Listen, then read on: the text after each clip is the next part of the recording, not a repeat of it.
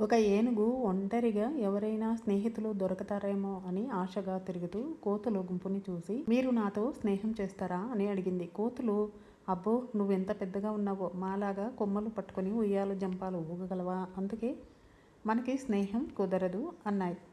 ఆ ఏనుగుకి కుందేలు కనిపించింది.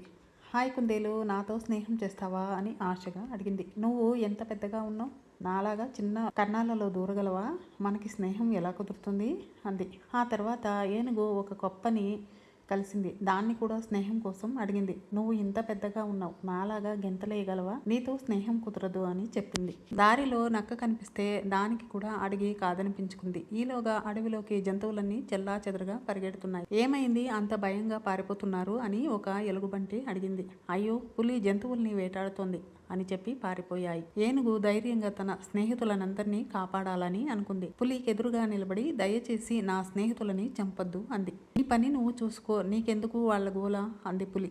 తన మాట వినేట్టు లేదని ఏనుగు పులిని గట్టిగా కొట్టి బెదరగొట్టింది. పులి నెమ్మదిగా అక్కడి నుంచి జారుకుంది. ఈ విషయం తెలుసుకున్న జంతువులన్నీ చాలా సంతోషించాయి. నీ ఆకారం సరైనదే, ఇప్పటి నుంచి నువ్వు మా అందరి స్నేహితుడివని ఎంతో మెచ్చుకున్నాయి. ఈ కథలో నీతి ఏమిటో మీరు కామెంట్లో తెలియచేయండి.